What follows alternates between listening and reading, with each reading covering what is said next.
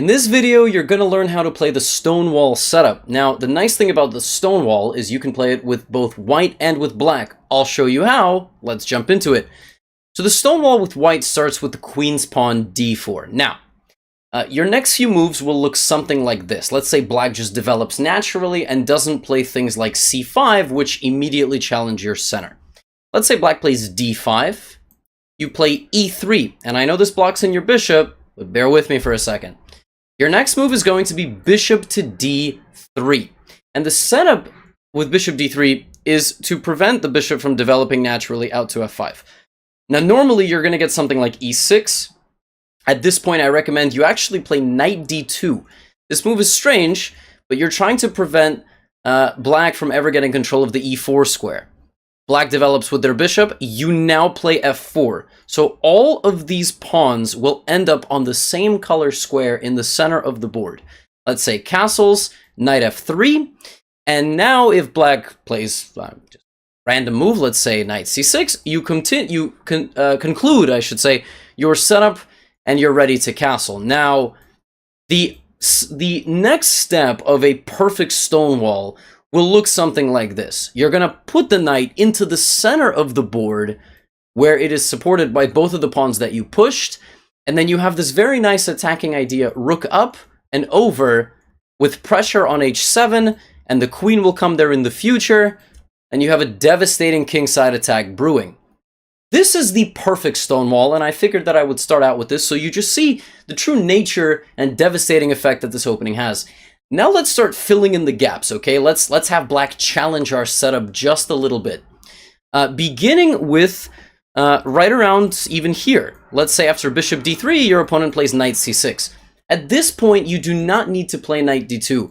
When you see knight c6 or knight d7 or any move that prepares e5, that will be a detriment to your Stonewall. So you need to play f4 right now.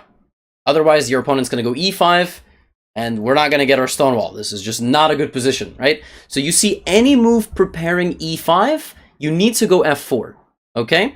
So first order of business, f4. Now let's say e6. Again, knight d2 needs to be played to control the e4 square, because if you just continue with knight f3, then this happens. And then maybe they play f5, now you're getting Stonewalled. You don't want that. All right, so let's back this thing up. You need to play knight d2. Knight b4 sometimes happens. If you don't have a moment where you can save the bishop, that's okay. You can reinforce it with the queen, because ultimately we need the queen on that long diagonal. But even this is not always necessary. You can go for a setup like this one, where you fully control this square, and then after knight e5 castles, you'll start some sort of active operations on that side of the board. Okay, now let me give you one more layer in just regular Stonewall play. The second that you see c5, c5, c3, even on move 1, c5, c3, you need to play c3. You're not taking, you need to reinforce that side of the board so that this is available to you. Now, if you have to take with the c-pawn when they do this, just take with the c-pawn. But if it happens a little bit later, let's say knight d2, bishop d6, like right here, c5, c3, they take maybe like this. Again, you should lean toward capturing with the e-pawn, but if you can't, because, for example, there's this problem, then you would have to capture with the c-pawn. But in a perfect world, you get the e-pawn capture back in the center, and you continue your development. So, for example, if the bishop is on e7, then c5, c3, this is considered advantageous because you control the full e-file. The knight is covered from coming to b4, and this is the perfect setup. Knight f3, castles, knight e5. All right, we're only 4 minutes into the video. Hopefully you're still with me. Not a super complicated opening. However, not everybody plays d5. Some people don't play any d5 move, okay? Some people will play a King's Indian. And against those people, what I recommend that you do, since you're not going to be able to play knight to e5, and just in general, the whole attack is going to be a little bit harder, castle against the King's Indian, reinforce the center with something like c3, and then try to play e4, e5. Generally, the rule in the Stonewall is that if they don't take the center with a d-pawn, like they don't play d5, you can go through with e4, e5. All right, by the way, notice how I didn't play knight d2? That's because there's no threat to play knight e4. All right? That should kind of give you close to everything with the white side. There's like also some tricks, you know, knight g4 is playable with pressure here, and obviously you don't want to blunder this, so don't go here, like little tactical things like that.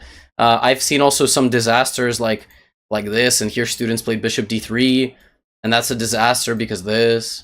Every move has a purpose. So for example, against bishop b7, just go f4 and knight f3, and then bishop d3. All right, if you want to play the Stonewall. Now, let's flip this over to the black side, okay? Let's flip this over to the black pieces. The Stonewall with black is on a completely different set of colors because that's just how the chessboard works.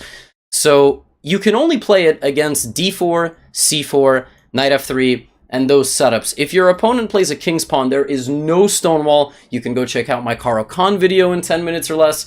But what I recommend you do, the Stonewall with black, is d4, d5, and now the exact same setup.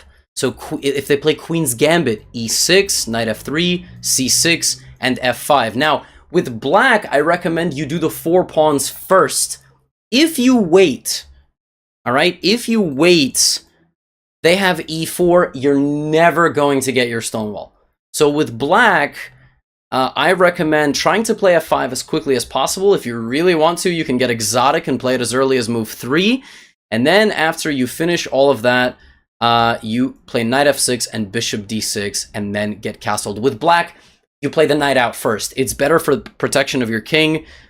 You know, if your opponent gets really aggressive and even tries to attack your king with the queen, you need to have the knight out on f6. So, but in general, the Stonewall defense is very interesting with the black side. You can get some very nice aggressive positions. So for example, for instance, f5. And if your opponent plays like very passively, like example, knight d7. I've had some students get positions like this with white. So this is the perfect Stonewall with the black side. You've got the knight on e4, you've got the bishop, and then what you try to do from here is rook up and over. You know this from the first few minutes of the video, rook up and over, with some kingside attacking ideas on h2. And if not on h2, then you maybe launch the g-pawn. Super, super aggressive system. Obviously, there are some drawbacks from a positional standpoint.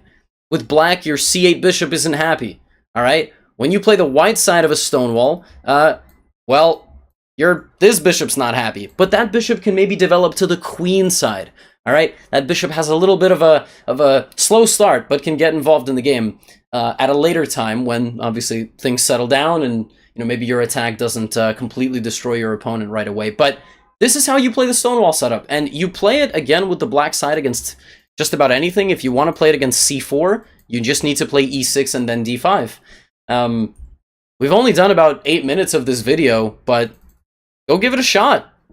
And once again, if you enjoyed yourself, you've watched some of the other videos, like this video, let me know in the comments below what other video you think would be useful for a 10-minute clip.